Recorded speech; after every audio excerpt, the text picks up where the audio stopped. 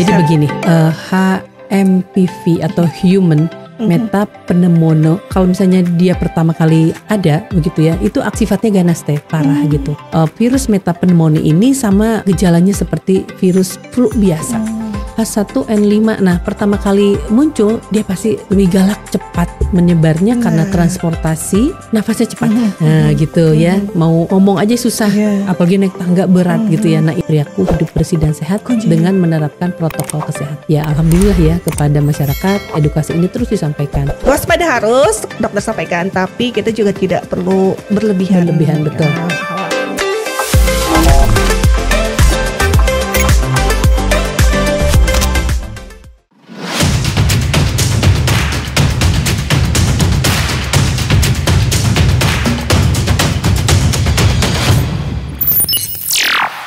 Kembali lagi ya Kang Tete di Aji Podcast ASN Jabar ikut bicara.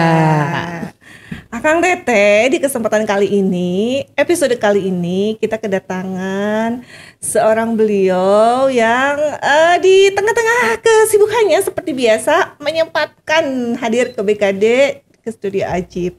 Dan di hadapan kita sudah hadir alhamdulillah Ibu Dokter Raden Vini Adiani Dewi. Kalau kita mengenalnya pasti tidak asing, Ibu Dokter Vini. Siap Teruli yang cantik. Luar biasa beliau hadir dengan di antaranya timnya Wilujeng Sumping akan Teteh juga. Dan ini kita sebelum ngobrol kesana kesini ngobrol dulu deh outfit ya Bu Iji. Betul ya, bagaimana kita bangga dengan batik disabilitas. Nah itu dia. Ini sekalian endorsement mungkin ya. Batik beliau sebegini cantiknya ini dari Dinas Sosial Provinsi Jawa Barat, dan alhamdulillah ya kita punya ikon lagi tersendiri yang keren, ya. Betul ya. Bu Dokter. Luar biasa. Dokter Vini, izin kita pada kesempatan kali ini. Oh iya, dengan dikenalkan beliau adalah Kepala Dinas Kesehatan Pemerintah Provinsi Jawa Barat. Ibu dokter yang cantik, Ibu Kadinkes sudah hadir di sini, dan kita akan diskusi sedikit banyak, ya pastinya mengupas sedikit banyak tentang Dinkesnya, tapi juga ada isu yang sedang agak-agak naik nih ya, itu terkait virus HMPV ya Bu ya. Susah saya dari tadi udah curhat ke beliau. Aduh Nabina susah Bu tadi spellingnya, dipronounce-nya Human Metapneumonia virus. Singkatnya HMPV lah. HMPV. Seperti itu. Bu Kadis damang ya? Alhamdulillah, semangat. Harus semangat, ceria. Ini suasana hari ini terbawa oleh aura-aura beliau nih yang bajunya ya. Membawa semangat dan romantisme setelah hujan. Oh iya betul ya. Bu Dokter izin, kita kan perihal isu tersendiri. Ini sebenarnya pasca COVID ya Bu. Pasca COVID itu kita teh silih berganti lah dapat isu terkait ada akan serangan lagi semacam pandemi COVID atau apalah seperti itu gitu. Walaupun sebetulnya memang mungkin ada, tapi tidak semenakutkan seperti masa-masa itu ya Bu Dokter ya. Nah mungkin ini juga diantaranya Kang Teteh mungkin yang juga sedikit banyak pernah mendengar atau menyimak berita-berita yang akhir-akhir ini bermunculan gitu terkait virus HMPV ini. Izin Bu Manawi, gambarannya seperti apa nih? Situasional tuh sebetulnya tidak semenakutkan itu, ditanggapnya seperti apa terkait isu pneumonia virus. Itu kan salah lagi. Namanya meta itu. Meta aja deh ya Bu ya. Ya Bu, terima kasih non Teh Ruli anu gelis sih. Teteh, jadi begini. Jadi HMPV atau Human Metapneumonia. Jadi kalau meta itu keluarganya, pneumonia itu penyakit parunya Teh. Nah, jadi gambaran penyakit yang flu yang akan menyebabkan kesakitan di paru gitu. Makanya nama penyakitnya human di manusia, metapneumovirus. Jadi sebetulnya ciri khas virus kalau sudah kalau misalnya dia pertama kali ada begitu ya, itu akan sifatnya ganas Teh, parah gitu. Tapi seiring dengan mutasi, kalau virus itu kan gen ya, bentuknya DNA, dia sering kali mutasi Teh. ya seringkali berkembang biak. Kalau masih satu keluarga tapi mutasinya seringkali yang tadinya parah malah jadi lemah gitu teh. Jadi qadarullohnya sudah seperti begitu dari Allahnya. Jadi nggak ada misalnya COVID untuk tipe yang kemarin misalnya yang pertama kali ya hadir ya pada situ Delta misalnya. Nah, ketika Delta pertama kali kan banyak yang meninggal ya. Tapi sejalan dengan bermutasi terus, lama-lama akan makin melemah gitu teh. Nah, untuk HMPV ini sebetulnya dari 2001 sudah ada. Pertama kali di Belanda betul ya. Di Indonesia pun dari dulu sudah ada sebetulnya. Nah, tapi seiring dengan cuaca itu kebiasaannya kalau musim dingin teh semua virus itu akan bertambah berkembang biaknya mudah begitu kira-kira. Dan penyakit atau virus metapneumonia ini pertama kali tapi punten sebetulnya sudah diklarifikasi oleh pemerintah Cina bahwa tidak seperti COVID kemarin tidak mempandemi, kenaikannya juga hanya sekitar 46 kasus. Hanya memang mungkin ya sekarang kan medsos di mana-mana ya. Kalau dulu mah sebelum ada medsos padahal tahun 90 dulu ada yang namanya MERS-CoV. Nah, itu yang adanya sama pandemi flu juga begitu ya yang menyebabkan kematian di daerah Timur Tengah. Tapi karena pada saat itu medsosnya belum seheboh sekarang betul. Jadi tidak langsung menyebarlah berita-berita itu. Jadi sebetulnya virus metapneumonia ini sama gejalanya seperti virus flu biasa. Jadi kalau seorang sakit flu nggak bisa dibandingkan itu metapneumonia atau H1N1 atau apa gitu tidak bisa. Karena semua gejalanya sama. Betul. Dan karena dari 2001 kan tubuh sudah menyesuaikan sehingga gejalanya menjadi lebih ringan. Tapi pada kelompok rentan yaitu anak-anak, lalu lansia atau yang punya penyakit, misalnya ada penyakit autoimun, punya asma misalnya ya, atau punya penyakit komorbid lainnya, itu bisa menjadi parah begitu. Nah, tapi sebetulnya yang namanya virus itu sembuh sendiri, self limited begitu. Ya, bagaimana caranya? Daya tahan tubuh ditingkatkan.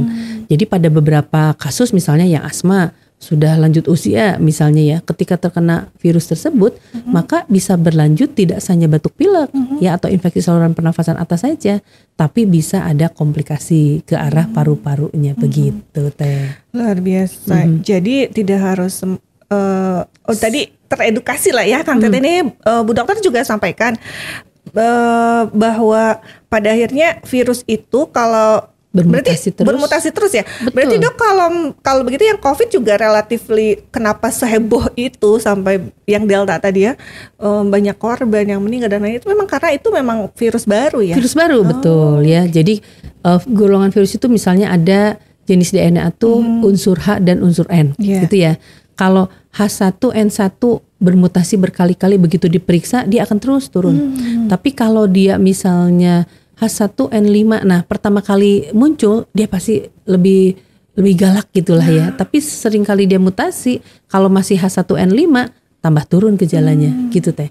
Makanya kemarin pada saat COVID pun sama ya, kan ada yang Delta ya. Nah yang lain sih nggak begitu parah gitu ya. Yang paling parah kan hanya yang Delta ini gitu kira-kira. Iya, masa-masa itu ya masih terkenang-kenang luar biasa indah, ini pasti indah menyeramkan.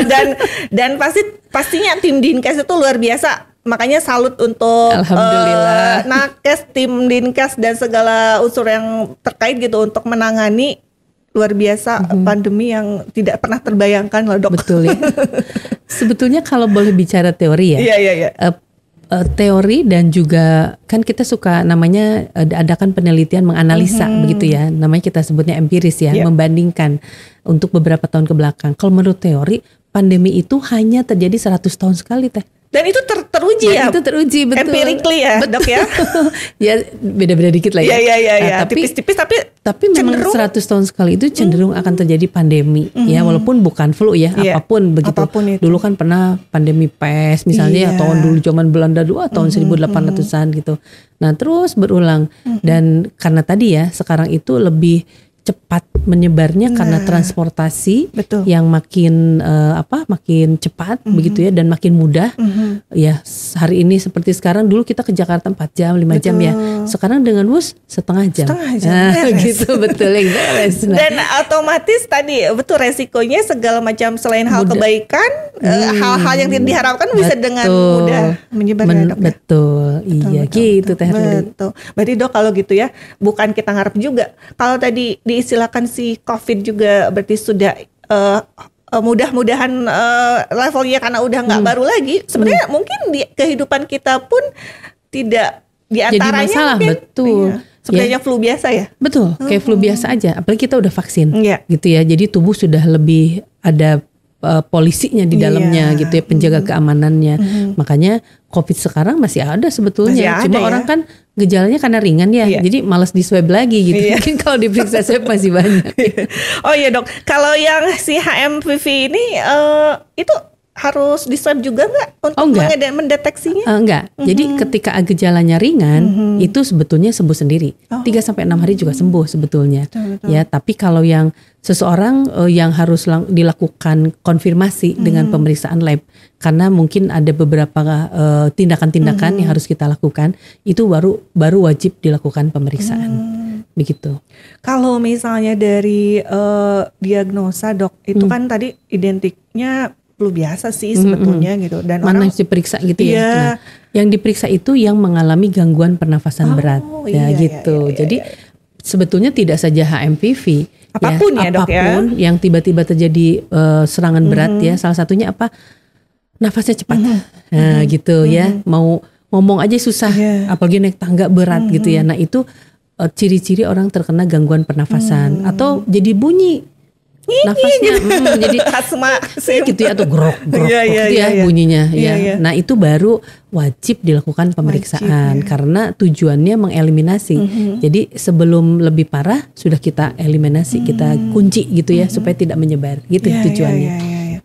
Berarti Dok kalau gitu tadi usia rentan juga harus menjadi ini ya perhatian. Sebenarnya nggak cuma HMPV juga ya, tadi pasti Betul, Dokter sampaikan semuanya ya. COVID juga Iya, sama. iya, Sampai sekarang ada COVID di ICU ada. Oh masih ada Dok? Ada penyebabnya, tapi tadi kebanyakan pada komorbid ya, Iya. pada usia rentan, Iya, pada iya. yang punya penyakit dasar. Nah ada, kalau dulu kan di satu ICU bisa penuh semuanya begitu ya. Kalau sekarang mah setahun paling cuma 7 gitu loh COVID di ICU.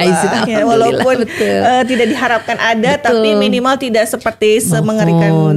Karena saat kan itu. tidak semua orang bisa divaksin ya. Betul. Pada saat itu ada syarat-syaratnya. Nah, Iya. beberapa yang tidak, kebanyakan sih yang tidak divaksin dan usia rentan atau punya komorbid yang sekarang masih terkena COVID, betul. Iya, iya.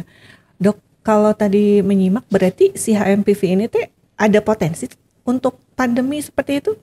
Nah, sebetulnya kalau secara teori ya, virus itu ya bisa saja sebetulnya. Tapi tadi Teh, sebuah definisi pandemi itu kan apabila setiap negara ada kasusnya. Pokoknya Gitu. hitungannya itu ya Dok ya? Betul, dan ada syarat-syaratnya ya. Setiap penyakit itu ada syarat-syaratnya. Berapa jumlahnya, berapa daerah yang terkena, berapa persen gitu Teh. Jadi untuk menyampaikan pandemi, dan yang menyampaikannya itu harus Badan WHO dalam hal ini ya. Jadi tidak bisa, Tidak sembarangan. jangankan saya aja nggak bisa gitu ya Teh menyampaikan, Indonesia nggak boleh. Jadi dalam penetapan setiap wabah, apalagi pandemi ya. Iya, Kalau wabah itu kan hanya selingkup kita saja Iya. ya. Endemi hanya beberapa kota kabupaten saja gitu.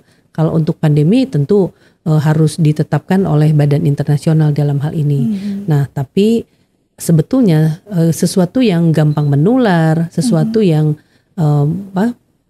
tadi ya mudah untuk penularannya, memang ada pandemi untuk potensi untuk pandemi. Tapi sepertinya insya Allah enggak ya. Oh, janganlah Karena Dok ya. betul, karena bisa dibilang apalagi kita ya masyarakat Indonesia ini sampai sekarang masih, atau dunia pun mungkin ya, terutama Indonesia sih saya perhatikan ya, masih disiplin lah untuk menggunakan masker gitu ya. Mungkin kalau di daerah lain mereka lebih barbar begitu ya. Kalau di Indonesia mah kayaknya malah sampai sekarang, coba Teteh lihat ya, kalau kita ke mall masih ada yang pakai masker Iya, gitu ya. betul. Nah, karena sebetulnya semua penyakit pun saluran pernafasan kuncinya adalah perilaku hidup bersih dan sehat dengan menerapkan protokol kesehatan. Gitu. Ketika kita sampaikan, karena sampai sekarang pun edukasi tentang protokol kesehatan masih tetap kami jalankan, Teruli. Ya, kami ingatkan kepada kota kabupaten bahwa PHBS mah wajib karena perilaku hidup bersih dan sehat seperti misalnya cuci tangan sebelum makan gitu ya, buang air besar pada tempatnya, itu kan sudah jadi edukasi yang memang setiap kali disampaikan kepada masyarakat. Nah, terutama untuk saluran pernafasan ini kami masih mewajibkan yang sakit itu pakai masker. Jadi kalau teteh sebetulnya datang ke rumah sakit atau di puskesmas, ketika ada ada keluhannya saluran pernafasan, sebetulnya harus pakai masker. Harus ya. Betul, ya, apalagi kalau misalnya penyakit-penyakit yang menular, ya wajib pakai masker. Dan diharapkan memang yang sakit tersebut tidak datang ke kerumunan, begitu ya, atau istirahatlah, isolasi sendiri aja lah, gitu ya, kira-kira. Karena tadi ya, kita itu sebetulnya tadi ya COVID masih ada sebetulnya begitu, dan infeksi virus flu yang lain juga masih ada sebetulnya teh. Tapi ya alhamdulillah ya kepada masyarakat edukasi ini terus disampaikan bahwa tidak hanya karena pandemi kita harus berperilaku hidup bersih dan sehat, tapi dalam kondisi apapun sebaiknya tetaplah berperilaku hidup bersih dan sehat. Iya. Begitu. Oh, ini mah dokter banget beliau. Mengedukasi dengan lancar gitu. Luar biasa sudah. Itu tuh yang paling utama. Iya, diare sembuh ya, pada saat dulu COVID Bapak sekalian, itu angka kesakitan diare menurun gitu ya. Terus orang juga jarang flu begitu ya. Nah, yang meningkatnya ketika orang sering kontak ya, salah satunya adalah bagaimana kita mencegah penyakit-penyakit yang lain. Nah itu, dan pada saat COVID-nya naik, penyakit yang lain turun, hilang ya. Makanya jarang ke rumah sakit juga ya. Semua keluhannya sama itu. Iya, karena gitu. takut, karena begitu COVID kan dulu ya meninggal lah ya, langsung sesek berat gitu. Dan dan orang juga cuci tangan, pakai segala macam pribadi ya, alat kesehatan, alat ibadah pribadi. Makan juga alat makan pribadi itu, jadi menyebabkan penyakit pencernaan turun semua. Betul. Tapi sebetulnya dok, di balik pandemi atau musibah luar biasa tersebut, hikmahnya itu ya dok ya. Banyak sekali sebetulnya ya hikmahnya itu. Orang tuh harusnya tadi dokter sampaikan pada akhirnya kan dengan sendirinya menjalankan tanpa paksaan. Betul. Ya itu dia. Karena udah tahu manfaatnya, jadi jarang sakit. Betul.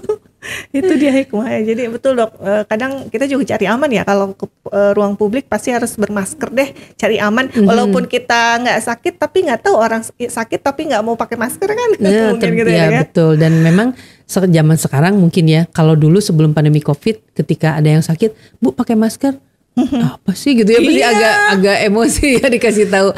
Kalau sekarang mah Bu pakai masker pasti sadar sendiri gitu, minimal tuh jadi nggak marah gitu. Teruli diingatkan gitu. Betul banget. Dan kita juga dulu ya, termasuk saya lah ya, misalnya abis dari mana mau makan teh ngambil ya. Kalau sekarang mah mikir dulu, daripada sakit cuci tangan aja. Jadi auto ya dok ya.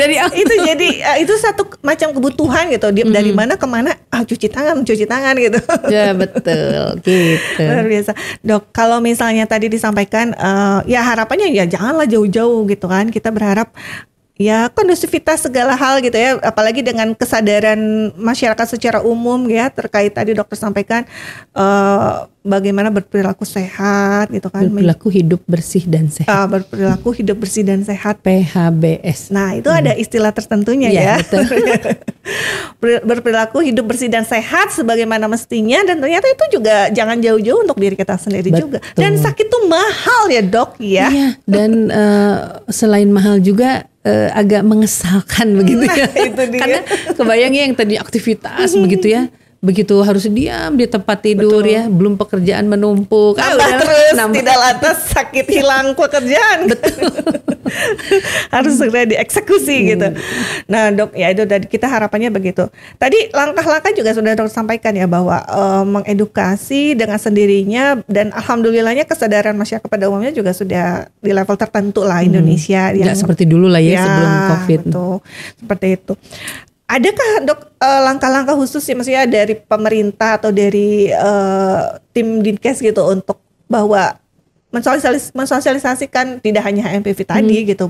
Ini tuh jadi prosedur mutlak gitu dok. Betul, ya. Memang ada betul ya. Jadi ketika disinyalir ada peningkatan kasus apapun kasusnya, pasti Kementerian Kesehatan akan mengeluarkan surat edaran. Dan ini pun sudah ada. Ya, kami sudah mendapat surat edaran dari Kementerian Kesehatan terkait dengan peningkatan penyakit like flu namanya. Jadi penyakit yang seperti flu, karena kan flu itu banyak ya. Yang tadi saya sampaikan, SARS, MERS-CoV, COVID, termasuk ini, termasuk HMPV begitu. Itu termasuk kelompok-kelompok yang satu saluran pernafasan kan. Nah, jadi kemarin sudah disampaikan surat edaran dari Kementerian Kesehatan, dan di surat edaran itu sudah jelas Dinas Kesehatan Provinsi melakukan apa, kota kabupaten apa, puskesmas apa, rumah sakit apa, termasuk balai balai kekarantinaan dan kesehatannya pelabuhan gitu. Karena kita tahu bahwa kadang-kadang virus baru seperti COVID itu kan awalnya bukan di Indonesia ya. Nah, jadi perlu adanya pembatasan dulu dari luar justru. Ya, jadi orang-orang yang baru melakukan perjalanan luar negeri itu udah biasanya di bandara kita sekarang tadinya ya. Dulu kalau Teteh ingat setiap kita ke bandara itu ada penangkap sinyal untuk suhu tubuh, betul. Nah, kalau dulu ketika itu sedang mencuat begitu ya, semua KKP itu, semua BKPP itu bikin ya. Nah, sekarang pun sudah menjadi kebiasaan sebetulnya. Jadi harusnya pemantauan ketika ada peningkatan suhu tubuh pada pelaku perjalanan luar negeri itu sudah jadi sinyal bahwa orang tersebut kita karantina dulu, kita periksa dulu begitu, mengandung bakteri atau virus apa gitu. Jadi itu sudah jadi SOP-nya mereka ya. Nah, kalau kami yang di Dinas Kesehatan, di provinsi, di kabupaten kota, puskesmas adalah menyampaikan laporan. Ketika terjadi adanya laporan gitu ya, atau pasien-pasien yang ditemukan namanya mengalami penyakit saluran pernafasan yang berat. Ya, kita sebutnya severe pneumonia yang akut gitu ya. Nah, severe acute respiratory namanya, sindrom, SARS namanya kita sebut ya. Itu udah sejak zaman sebelum COVID, kan dulu tuh ada flu burung kalau kita inget ya. Betul, kan inget ya. Iya. Jadi penyakit-penyakit itu sudah kita antisipasi dari awal. Jadi begitu ketemu pasien-pasien yang ke arah terjadinya penyakit pneumonia yang berat, itu sudah wajib lapor 1-2 kali 24 jam dan sifatnya berjenjang. Ya, dari mulai Dinas Kesehatan Kabupaten, provinsi sampai ke pusat sudah harus melaporkan. Apalagi kalau sudah terkonfirmasi dengan pemeriksaan laboratorium gitu Teh. Jadi level waspadanya sudah lebih baik sebetulnya setelah zaman COVID. Jadi luar biasa COVID ini banyak pembelajaran sebetulnya ya. Betul. Termasuk dalam hal dinamika pola bekerja ya. Iya, betul.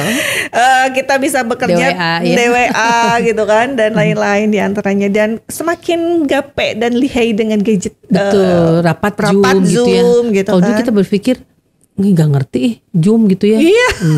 Tapi sekarang sih alhamdulillah ya, ketika kita fokus gitu ya melaksanakan Zoom tersebut, ternyata rapatnya efektif juga. Kuliah Zoom. Tapi alhamdulillah efisiensi, tapi juga ya Dok ya sisi bisa lain. juga betul ya, kecuali tertentu kali ya prakteknya gitu ya. Iya, alhamdulillah ya Dok ya. Jadi Akang Teteh kalau kita simpulkan, Dokter Vini sampaikan, jadi tidak perlu juga hariwang berlebihan ya Dok ya. Tapi kita tetap waspada jaga harus. Tetap waspada, dan tadi menjaga pola hidup bersih sehatnya terjaga gitu. Jadi kalau dulu prosedur di saat COVID berjalan seperti itu ya nggak jauh-jauh dari situlah gitu ya, dengan situasi kondisi menyesuaikan. Betul, karena kami sebetulnya di setiap edukasi itu berbeda-beda, Teh Ruli. Kalau Teteh ingat dulu pada saat zaman awal COVID ya, yang harus di masker hanya yang sakit gitu ya. Nah, begitu pandemi semua orang kalau berkontak harus pakai masker gitu kan ya Teh. Nah, kalau sekarang dirubah lagi aturannya, yang sakit yang pakai masker gitu. Dan kami pun di tingkat tenaga kesehatan leveling untuk alat penjaga dirinya diturunkan juga Teh. Kalau dulu kan pakai tahap 3 gitu ya. Kalau sekarang sih enggak, cukup dengan memakai masker juga kalau memeriksa orang-orang tertentu gitu ya. Dulu kan Bu Dokter juga pasti bermasker berlapis-lapis dengan kadar masker yang luar biasa Pernah tuh nyobain pernah 2 jam udah pusing tuh. Pasti makanya luar biasa. Aduh, mana nggak boleh pipis, nggak boleh ke kamar mandi kan dia. Iya pernah itu mengalami luar biasa. Makanya salut ini untuk tim-tim nakes kita ya. Mudah-mudahan semakin banyak berkah dari. Amin. Banyak sebetulnya Teh, karena kita jadi sekarang seperti TKDN ya.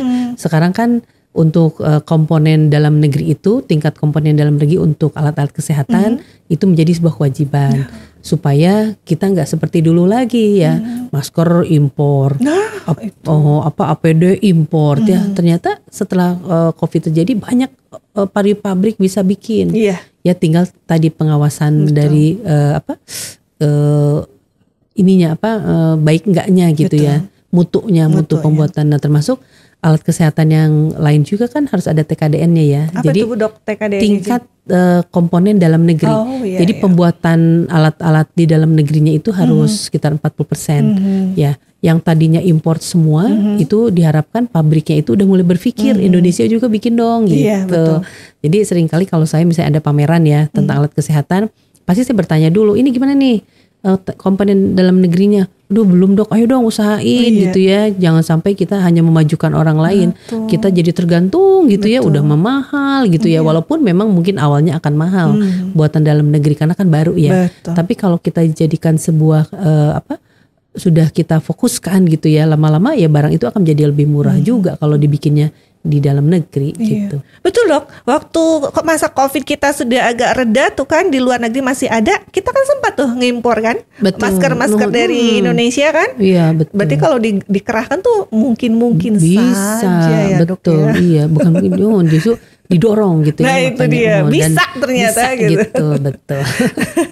Luar biasa Dok. Tadi kita bahas sedikit banyak tentang HMPV ini, yaitu tadi highlightnya harapannya kita waspada harus dokter sampaikan, tapi kita juga tidak perlu berlebihan betul. Ya, khawatir hariwang gitu ya Dok ya. Jadi kalau segala ketakutan jadi secara physically udah jadi sakit nanti. Iya. Jadinya malah terdorong untuk itu kan, tidak diharapkan. Dok izin kita akan sedikit ngobrol yang terkait Dinkes ya Dok ya. Ini kan banyak hal nih ya.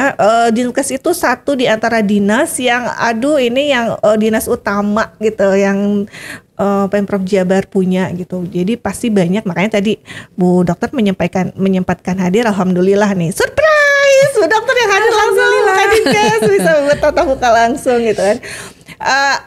Ada isu-isu apa nih Dok selain HMPV gitu yang sebetulnya ini menjadi target utama gitu Dinkes dalam hal ini di tahun sebelumnya dan bahkan di tahun ini seperti apa gitu Dok? Luar biasa, tarik nafas dulu sebelum menyampaikan ya. Ada target-target yang sudah saja menjadi target pusat, jadi target daerah ya. Kita tahu target pusat mungkin Tete udah pernah dengar tentang Quick Win ya, PHTC ya, yang hasilnya tepat dan cepat yang disampaikan oleh Pak Presiden Prabowo ya. Dimana kita punya PRT yang pertama itu adalah pemeriksaan kesehatan gratis setiap hari ulang tahun. Asik. Surprise ya. Siap. Lalu yang kedua adalah penurunan TBC, kasus TBC ya. Dan yang ketiga adalah peningkatan RSUD. Nah kebetulan Jawa Barat karena tidak ada RSUD terpencilnya, jadi tidak masuk kategori tersebut. Dan satu PR yang harus tetap dipersiapkan, stunting. Gitu. Jadi luar biasa kami di Dinas Kesehatan Provinsi Jawa Barat tidak berhenti Teh. Pasti. Stunting kita sekarang baru selesai melaksanakan survei itu di 10 Januari. 10 Januari. Ya sekarang kita tinggal menunggu, doanya semoga sih insya Allah menurun prevalensinya. Kemarin 21,7, insya Allah lah sekarang di bawah 20 begitu ya, insya Allah ya. Dan tentu kita tidak berhenti Teh. Kita dari awal tahun sudah bikin lagi nih strategi apa gitu ya ke depan supaya teman-teman tidak merasa tos lungsur stunting gitu ya. Nah jangan, karena menurut kami tetap kita sesuai target kita 2045 menghasilkan SDM yang unggul dan stuntingnya di bawah 5%. Jadi tidak bisa berhenti, ini sepanjang tahun kami sudah selesai survei udah langsung persiapan. Apalagi ya yang sampaikan ke kota kabupaten mengingatkan tentang stunting. Alhamdulillah di kota kabupaten sekarang responsif. Jadi tidak saja hanya unsur kesehatan. Sekarang dari mulai Pak Sekda ya, lalu semua OPD, lalu Pak Camat di bawah, Bu Lurah, Pak Lurah ya, Pak Camat, Bu Camat. Alhamdulillah pada saat survei kemarin mereka ikut turun ke lapangan gitu ya, berpartisipasi gitu ya. Di dalam mengawal adanya survei ini gitu. Yang pertama itu, yang kedua adalah penyiapan stunting 2025 ya, strategi-strateginya yang sekarang lagi saya juga sekarang lagi ikut Zoom sebetulnya tentang persiapan pemeriksaan kesehatan gratis. Di mana Ibu Bapak ini insya Allah dimulai di awal Februari bahwa akan dilaksanakan. Karena ini sifatnya menyeluruh se-Indonesia, tentu kan persiapannya butuh persiapan yang luar biasa, seperti makan bergizi gratis. Ya. Kami pun dilibatkan di dalamnya, pastinya ya. Betul, di mana kewajiban kita salah satunya adalah melakukan pemeriksaan kesehatan kepada anak-anak, termasuk menyiapkan para penjamahnya dari segi layak tidaknya, sertifikat layak sehat, tidaknya penjamah makanannya, termasuk di dalamnya untuk mencegah terjadinya keracunan begitu Teh ya. Jadi itu kami sudah antisipasi di mana kota kabupaten sudah mempersiapkan dari sekarang. Kan sekarang juga masih bertahap ya. Betul, MBG ini. Betul. Sama dengan PKG juga namanya PKG. Kalau makan bergizi gratis MBG. Kalau kita PKG pemeriksaan kesehatan gratis yang diadakan setiap hari ulang tahun ya. Walaupun dalam setiap usianya berbeda-beda yang dilaksanakan MCU-nya itu seperti apa. Ya jadi sudah ada standarnya sebetulnya. Dan untuk tahap awal karena ini baru kami pun belum semuanya Teh Ruli. Jadi sekarang masih kepada kemampuan puskesmas diperiksanya apa saja. Ya contohnya misalnya pada usia balita yang baru itu adalah pemeriksaan G6PD namanya ya G6PD. Nah itu adalah pemeriksaan bayi baru lahir. Kalau ada kelainan itu menyebabkan penyakit pencernaan tertentu. Nah, ini bisa diantisipasi. Nah, itu biasa yang kita akan lakukan screening di dalamnya. Karena kita belum siap untuk pemeriksaan G6PD ini, maka kita tahun ini mungkin belum lakukan.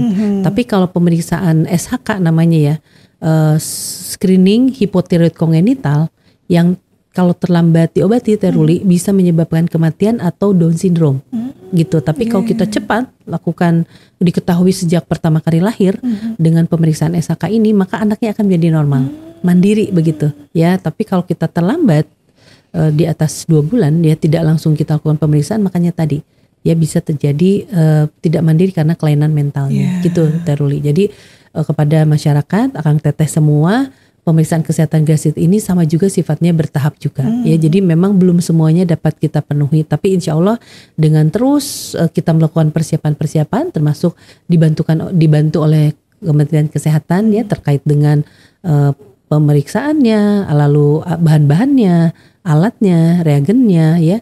Diharapkan nanti kita makin siap begitu ya dan baru bisa dilakukan pemeriksaan secara keseluruhan.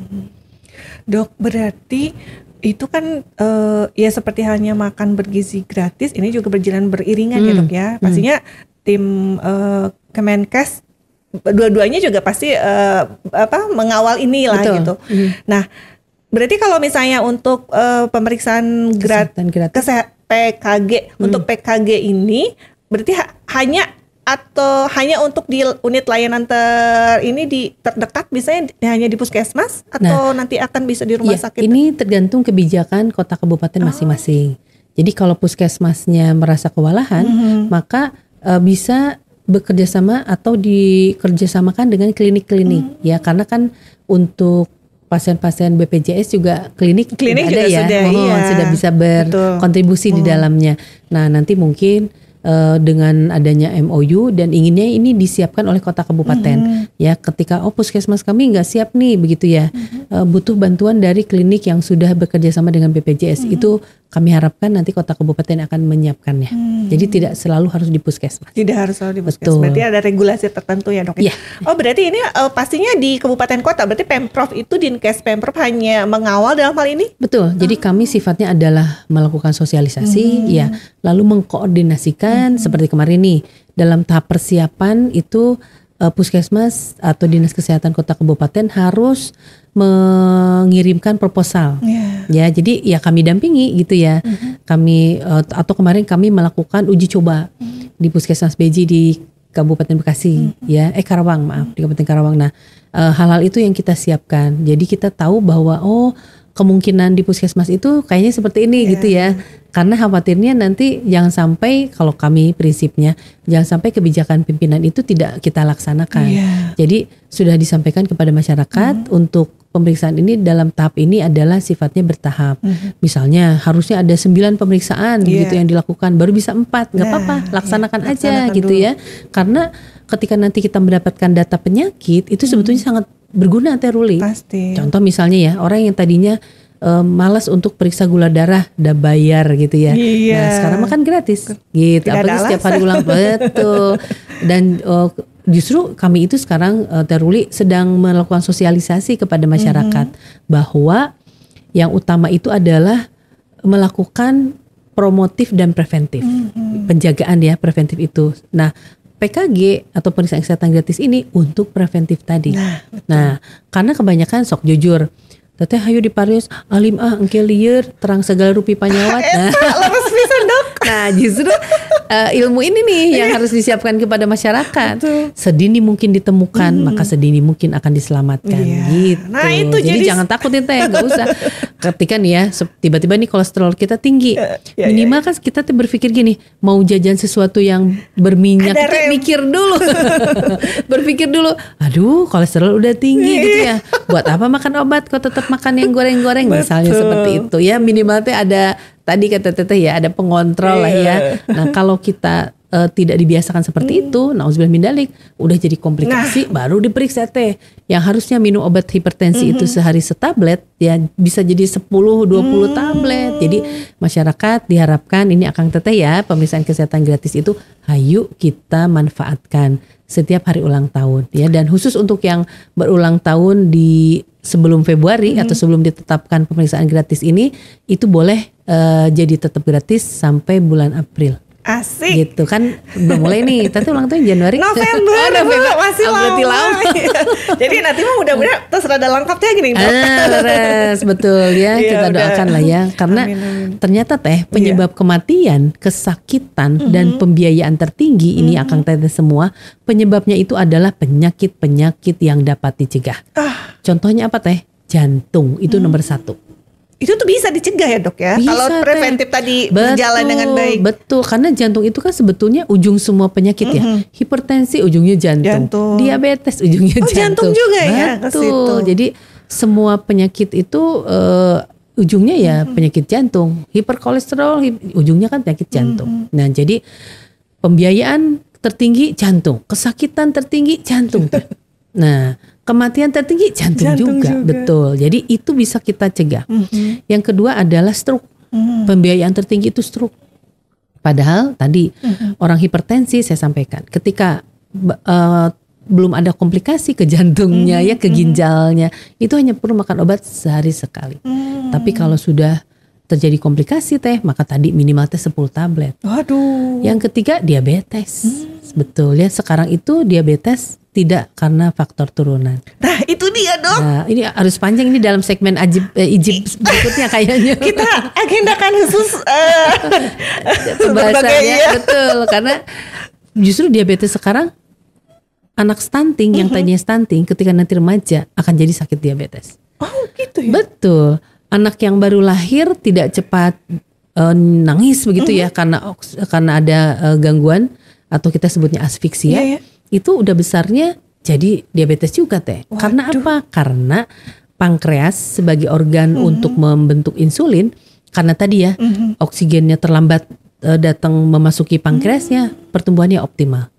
Bayi-bayi stunting ketika di dalam kandungannya itu sudah jadi stunting, pertumbuhan organ pankreasnya nggak optimal juga. Waduh. Makanya kenapa stunting itu penting, karena ketika nanti usia dewasa akan mudah terkena diabetes, hipertensi, jantung, dan juga ujungnya stroke atau penyakit metabolisme lainnya gitu teh. Makanya stunting itu harus dicegah gitu, karena nauzubillah min dzalik, jangan sampai pada masa tahun 2030-2045 ketika nanti pada saat itu lebih banyak usia produktif ya, nauzubillah min dzalik, usia produktif tapi dulunya stunting. Wah, nanti usia produktif terus usia produktif tersebut malah menderita penyakit metabolisme. Begitu teh ceritanya. Belum tadi ya komplikasi-komplikasi. Nah, makanya mencegah stunting itu penting Akang Teteh, karena tidak saja anaknya pendek, kurang dari 145, tidak saja tidak cerdas, itu mungkin yang paling utama ya, tapi juga pada saat usia dewasa nanti mudah terkena penyakit metabolisme, jantung, stroke, diabetes, dan hipertensi. 4 gitu itu ya, Dok, betul yang utama ya. Waduh, betul harus berapa SKS ini dengan Bu Dokter. Dan kita sidakap menyimaknya dengan baik ya, banyak ilmu. Dok, menarik tadi stunting itu makanya menjadi PR besar. Betul tadi dokter sampaikan, tidak hanya Dinkes nih yang garda terdepan, tapi sekarang udah dikawal langsung betul, nih ya. Alhamdulillah. Pak PJ, Pak Sekda itu luar biasa memberikan concern luar biasa gitu yang terbesar untuk stunting ini gitu. Tapi Dok, apakah ini pertanyaannya, apakah tadi makan bergizi gratis itu akan ada korelasi positif kontribusi untuk kontribusi untuk pencegahan atau minimal ya tadi kan dokter juga sampaikan sih itu kan bisa jadi memang dari sebelum dilahirkan juga terindikasi stunting dan lain-lain. Kalau menurut saya Manteh sangat pisan, udah sangat pisan. Tadi yang pertanyaan tetehnya sangat, saya bilang pisan tambahin. Alhamdulillah. Jadi alhamdulillah ya, saya perhatikan, saya kan beberapa kali mengikuti Pak PJ atau Pak Sekda datang ke lapangan melihat bagaimana makan bergizi gratis ini di Palliative Project di beberapa kota kabupaten, dan rasanya bahagia teh. Apalagi kalau anak SD makan, wah wajahnya tuh berbinar-binar lihat makanan tuh, dan mereka tuh habis gitu ya, seneng gitu ya, pasti tanya gimana, enak nggak, enak gitu ya. Terus udah gitu ditanya lagi sama kami, tadi pagi sarapan enggak. Nah itu kan banyak anak yang enggak sarapan. Terus udah gitu ditanya lagi, pernah makan daging enggak pernah. Ada juga yang gitu teh. Makanya pertama kali ikut itu ya MBG ini, waduh terharu gitu ya, lihat mata yang berbinar-binar melihat makanan gitu ya, dan makannya luar biasa. Ada juga sih perbedaannya dengan anak SMP ya, mungkin karena mereka udah biasa makan yang aneh-aneh teh ya, melihat makanan macam. Ini kenapa nggak suka, kalau ini makannya gimana nanti aja, nah gitu mungkin ya. Mungkin memang makanya kenapa pemerintah itu membuat menunya sampai 20 macam teh, luar biasa. Berarti sehari identiknya satu ya Dok ya, satu menu ya. Jadi satu bulan tuh beragam menu. Kalau 20 tuh ya. Dibikin 20 dari Badan Gizi Nasionalnya dibantu oleh Kementerian Kesehatan membuat 20 menu yang harus diputarkan terus gitu. Dan tentu kota kabupaten perputarannya harus berbeda ya. Misalnya nih sekarang semua ayam kabayang entung ke abi teu kebagian ayam. Oh iya betul Dok. Kalau di hari yang sama se-Indonesia ayam, ayam gimana belanja ke pasar. Makanya harus tidak MBG ini kan tidak hanya pendidikan, kesehatan ya, tapi terutama ketahanan pangan, LH untuk sampah-sampahnya gitu ya. Jadi luar biasa, dan ekonominya harus jalan juga ya, UMKM-nya betul. Kalau itu perfect begitu ya dilaksanakan, sebetulnya tidak saja tadi membuat anak menjadi sumber daya manusia yang unggul. Kenapa teh? Karena tahun 2023 angka anemia pada remaja putri itu masih 42% loh. Waduh. 2024 udah turun alhamdulillah 32%. Ya 33%. Nah, kontribusi remaja putri ini sangat besar ketika mau menikah mau punya anak gitu kan. Jadinya minimal gitu ya, bahwa ibu-ibu hamil yang terkena anemia itu nggak ada lagi ya. Dan ketika diberikan makanan bergizi ini tadi tahap sekolah, diharapkan jadi mudah menangkap pelajaran ya, tentu meningkatkan juga betul ya, meningkatkan juga kepintarannya begitu. Dan juga tentu akan jarang sakit ya, karena makanannya bergizi. Jadi kalau kita makannya baik, bergizi, jarang sakit, berarti kita sering sekolah gitu ya. Jadi ya insya Allah jadi tidak akan tertinggalan pelajar. Jadi kalau menurut saya pribadi, semoga berjalan terus begitu ya. Apapun hambatannya ya semoga kita yakinlah banyak orang-orang baik di sekitar kita yang akan mendukung MBG ini gitu ya. Karena ujungnya jadi searah dengan kami. Kami itu untuk masalah gizi, bayi masalah gizi ataupun ibu hamil itu sudah memberikan makanan tambahan. Gitu, pemberian makanan tambahan ya, di mana di dalamnya sudah dihitung kandungan gizi di dalamnya teh. Nah, makanan tambahan itu bukan makanan utama. Kalau MBG kan jadi makanan utamanya. Kalau makanan tambahan itu sebetulnya tambahannya makanan utama. Jadi anak-anak yang balita bermasalah yang mendapatkan makanan tambahan dari puskesmas, seharusnya makanan utamanya tetap 3 kali gitu. Karena makanan tambahan itu kan porsinya kecil, tapi kandungan gizinya padat betul. gitu ya. Jadi protein hewaninya, protein nabatinya itu yang kita hitung gitu. Satu lagi teh, atau harus ini sendiri ya, ajib sendiri kali. Enggak dok, ayo dok. Jadi dengan senang asam hati panjang dokter, gitu. ada waktu aja sudah luar biasa nih ya. Untuk stunting sendiri pertama kali itu justru terjadi pada saat dalam kandungan, Nah, yang itu kita dia. sebut dengan 1000 hari pertama kehidupan. Jadi pertama kali Di awal. konsepsi betul adanya pembuahan itu tuh sudah, kalau ibunya kurang gizi begitu ya selama proses kehamilannya, stunting itu udah berjalan teh. Gitu. Nah, sampai 2 tahun. Itu kan dari mulai sejak pertama konsepsi sampai 2 tahun itu 1000 hari teh. Ya. Ya. Jadi kalau kita tidak terlambat menangani stunting ini di 1000 hari pertama kehidupannya, maka anak tersebut selamat. Aman ya. Tapi dok, ya. kalau di atas 2 tahun kita terlewat, maka tadi pendek, tidak pintar dan menjadi punten pesakitan, itu tidak akan bisa kita cegah gitu. Jadi kuncinya di 1000 hari itu dok. Betul, di 1000 hari pertama kehidupan. Even misalnya bahkan 1000 hari udah terlanjur lah, tapi misalnya di kehidupan yang mendatangnya gitu kan ada perbaikan-perbaikan, tapi 1000 ini terlewat gitu. Nggak Gimana? bisa, Nggak bisa ya? Itu kunci itu ya. 2 tahun aja angka keberhasilannya hanya 21,7%. Gitu teh, hanya 21% loh yang kita berhasil selamatkan untuk tidak jadi tadi ya, tidak pendek, tidak pintar dan jadi pendek dan tidak pintar tadi. Itu hanya 21,7. Makanya Jawa Barat itu new zero stunting. Tidak boleh ada stunting baru. Makanya dijaga Betul, gitu ya dok betul. ya. Jadi Makanya yang sudah terlanjur kita berikan penanganan justru yang sebelum terlanjurnya ini. Nah, siapa aja nih di kesempatan emas gitu ya. Jadi Akang Teteh justru yang harus kita utamakan pencegahan. Siapa yang dicegah? Yang pertama adalah harus datang ke posyandu setiap bulan. Apa yang harus jadi pengawasan kita? Yang pertama adalah bayi atau anak yang tidak naik berat badan. Udah hati-hati. Apakah pola pemberian makanannya yang salah ataupun ada penyakit TBC misalnya. Yang kedua adalah yang berat badannya tidak sesuai umurnya. Gitu ya. Wah, nggak sesuai umur nih gitu ya. Kenapa nih harus dicari? Tadi apakah pola makannya, pola asuh ataupun ada penyakit. Dan ketiga adalah gizi kurang. Ya, kok ini udah wajib langsung dilakukan. Dan yang terakhir adalah gizi buruk. Karena tadi stunting itu harus melewati ini dulu teh. Jadi nggak tiba-tiba jadi stunting, enggak sebetulnya. Jadi kalau stunting teh udah ting-tingan gitu. udah di level ya, jadi gitu udah harus dicegah sebelumnya gitu. Jadi kalau anak udah stunting, ya harus terapi stunting dan tidak bisa di puskesmas, harus ke rumah sakit, harus dokter anak yang menanganinya. Nah, makanya di sekarang itu kita banyak kegiatan yang mencegah stunting. Contohnya nih, karena saya LO-nya Kabupaten Bogor ya.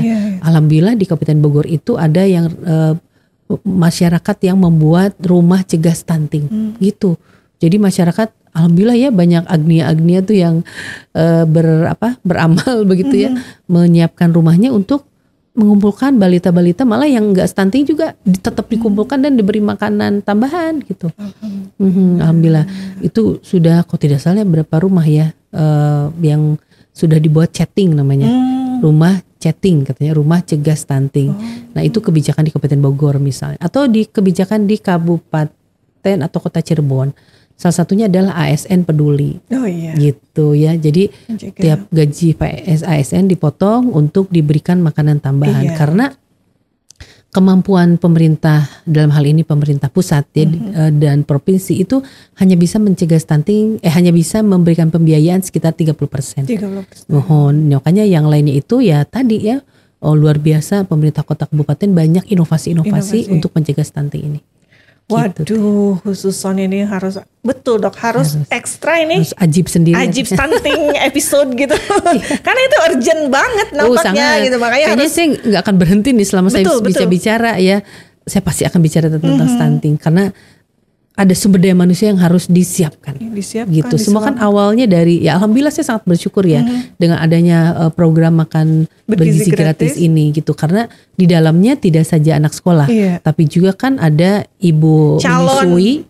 Dan ada juga ya. Termasuk di dalamnya sasarannya. Ya walaupun sekarang masih bertahap ya. Dok, ya tadi ya karena luar biasa kan perputaran ekonomi, lalu di masyarakat sendiri ya, bahan pangannya itu kan harus kita siapkan juga ya. Jadi memang semoga sih tadi petani-petani akan juga menjadi lebih menggeliat lagi gitu ya. Dan masyarakat juga ya dengan memanfaatkan lahan yang ada itu kan bisa dipakai untuk bahannya pembuatan makanan bergizi tersebut. Betul. Luar biasa kalau tadi disimak ya panjang lebar, berarti dalam hal ini Insya Allah Pemprov Jabar dan tidak terkecuali mungkin pasti di pemerintah provinsi lain, kabupaten kota lain juga akan sangat mendukung ya Dok ya program yang sudah dicanangkan oleh Presiden kita, ada pemerintahan terpilih, dan itu sudah perlahan tapi pasti berjalan gitu ya. Apalagi tadi ada pemeriksaan kesehatan gratis di bulan Februari ya Dok ya. Iya. Lalu juga nanti juga akan tadi terus berjalan nih dokter dengan stuntingnya, misinya ini untuk kita zero stunting ya di Jabar gitu kan. Dan insya Allah kita nampaknya harus ada episode khusus dengan Dokter Vini gitu untuk kita menggali lebih dalam gitu bagaimana nih strategi-strategi khusus gitu ya untuk stunting itu sendiri. Walaupun tanpa gembar-gembor media pun di belakang layar tuh udah luar biasa pakepuknya gitu. Dan kami pun ada juga sekarang ini Teh Ruli sedang mempersiapkan searah visi misinya Pak Gubernur terpilih betul. Di mana di dalamnya ada salapan lengkah ya, ada juga unsur kesehatannya ada yang sedang kita persiapkan juga. Jadi luar biasa, ini mohon doa ya, mohon doa restu dari semuanya karena saya yakin apa yang kita kerjakan pemerintah pusat ya dan juga pemerintah Pemprov itu insya Allah banyak sekali manfaatnya. Dan insya Allah menuju Indonesia Emas 2045 semoga tercapai ya Allah. Amin. Ya Allah kita doakan bersama-sama ya Kang Teteh. Dok terakhir izin Manawi ada himbauan nih. Walaupun tadi dokter sudah berulang-ulang sih sampaikan ke Akang Teteh, tapi ini mungkin ada hal khusus nih yang mungkin dokter khusus sampaikan nih untuk Akang Teteh. Ya. Jadi sebetulnya sekali lagi mencegah lebih baik daripada mengobati. Yang paling penting untuk Akang Teteh semua, perilaku hidup bersih dan sehat. Di mana di dalamnya adalah ada protokol kesehatan. Kita untuk penyakit saluran pernafasan atau penyakit yang sifatnya menular, sebetulnya kata kuncinya adalah cuci tangan dan pakai masker. Begitu ya, karena dengan cuci tangan tidak saja mencegah penyakit saluran pernafasan, termasuk pencernaan, tifus, diare, begitu Teh Ruli. Dan jangan lupa Ibu sekalian, untuk penyakit lainnya sebetulnya kita sudah ada icon juga yang kita sebut dengan cerdik. Apa itu cerdik? C-nya adalah cek kesehatan secara rutin. Sudah punya kartu BPJS kan dia? Tinggal cek 1 bulan sekali tensinya gitu. Malah kalau gula darah boleh 1 bulan sekali Teh. Nggak pada saat PKG saja. Yang kedua adalah nyahkan asap rokok. Gitu. Karena asap rokok sendiri kalau terkena bayi jadi stunting Teh. Betul. Iya, ikut berperan di dalamnya. Nah, itu dia, ya.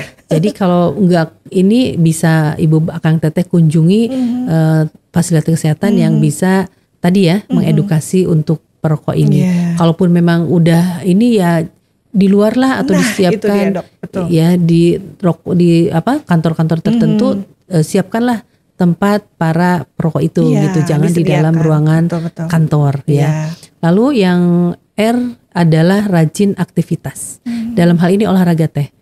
Menurut teori untuk menjaga stamina tubuh itu adalah 150 menit per minggu. Artinya apa? Setiap hari minimal 30 menit. 30 menit. Betul, jalan kaki aja. Biarlah Teh nggak apa-apa, nggak usah yang loncat-loncat gitu ya, disesuaikan dengan usia sebetulnya. Tapi kalau untuk jalan kaki 30 menit saja itu bisa menjaga stamina tubuh kita.